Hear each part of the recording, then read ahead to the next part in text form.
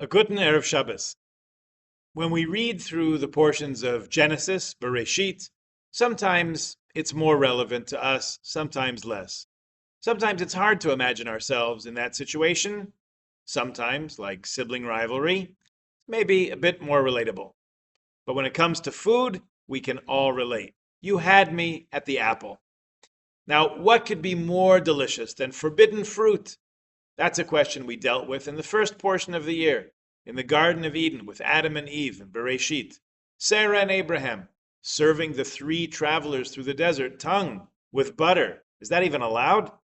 And here this week we have another food story. Isaac, Yitzchak, calls his older son Esav and asks him to bring lunch for him so he can bless him. Okay, a takeout sub. Now you've got us. Now we're interested.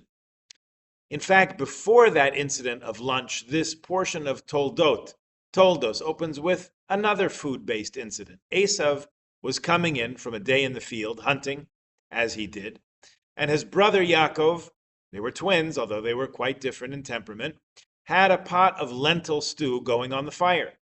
Esav was famished. He didn't want to wait for a delivery, so he made a bargain with his brother for the whole pot of lentil stew. Wound up costing him a lot more than he thought. Later in the story, when their father Yitzchak calls to Esav to go prepare him a meal, he says, "Look, I'm not going to live forever.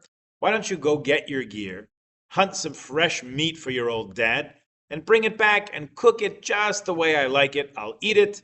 I'll give you your bracha before I leave this world." He says, "Ata, sana kelecha, teliecha, v'kashtecha." Take your sword and your bow. V'tzei hasada v'tzud li tzayid. Go get me something to eat. Aseli mat'ame, make me the good stuff, kasher ahavti, the way I like it. V'hevia li v'oichela ba'avor t'varecha nafshi b'terem mamos. I'll bless you while I'm still here. What happens next, you know even better. Rebecca, the mother of the twins, fetches Yaakov and tells him to dress up in his brother's clothing. Their father won't be able to tell the difference because his sight was gone by that point.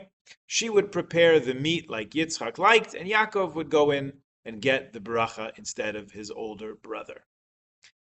Interesting story. Now, Rav Tzadok HaKohen takes us behind the scenes in this story, a peek behind the curtain to see what was really going on here. It's pretty fascinating, and it gives us some deep insight into this familiar story.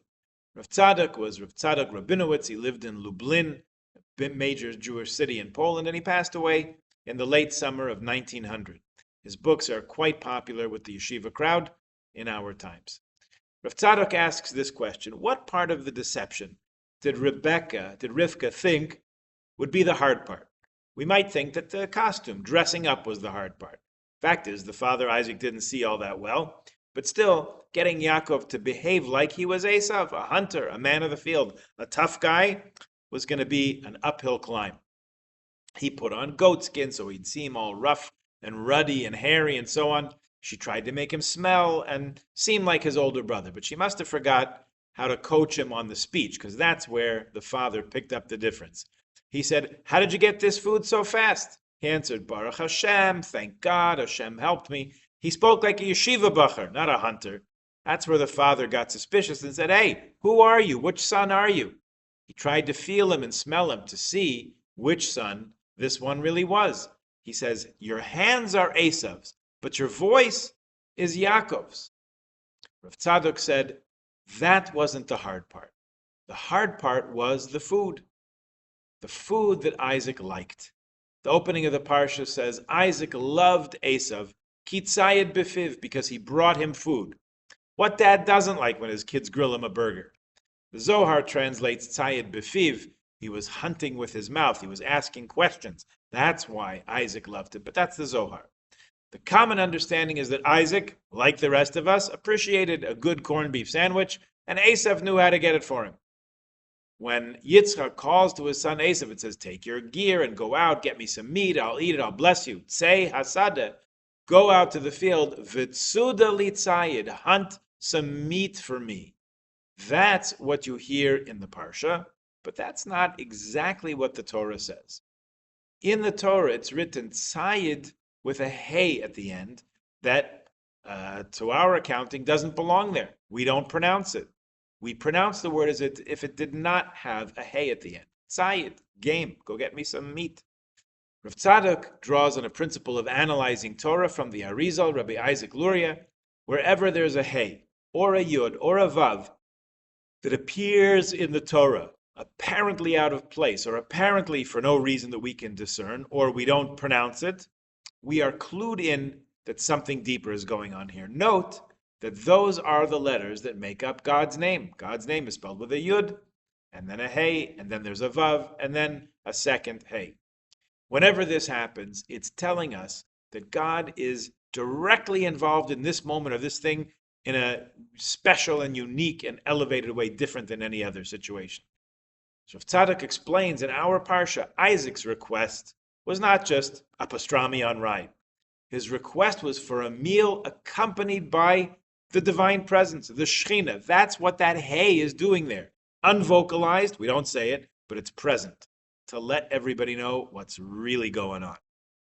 When Esav would bring food for his father, it was accompanied by the divine presence, the mitzvah of kibbud, honoring your parents.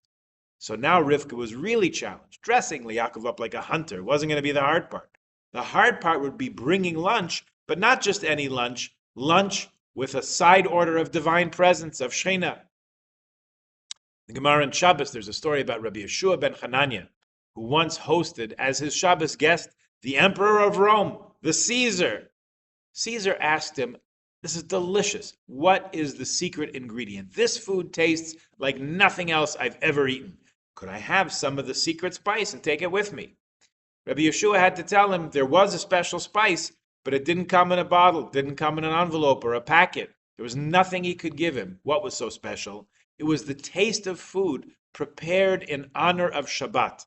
That's what made the food taste so good. Because this meal was prepared l'kavod Shabbos, for the honor of Shabbos, part of welcoming the divine presence. That's what he picked up on. So that's what Rivka had to do. By encouraging her son Yaakov to prepare the food with the spiritual aspect, the spiritual element of honoring both his parents, the food that his father ate, eventually touched his father deep in his soul, not just in his stomach, and it activated his desire to shower blessings on this son also. So, this shows us that there's more than meets the eye, even with a steak. It could be just a physical delight, or it could be something that involves and draws down the Shekhinah, elevating and the simple act of eating to something holy and lofty and exalted. May all our efforts in this realm meet with success, and may we all accomplish to bring heaven and earth together, especially at our Shabbat table, and ultimately to bring the peace of Shabbos, Shabbat Shalom, to the entire world. A good Shabbos.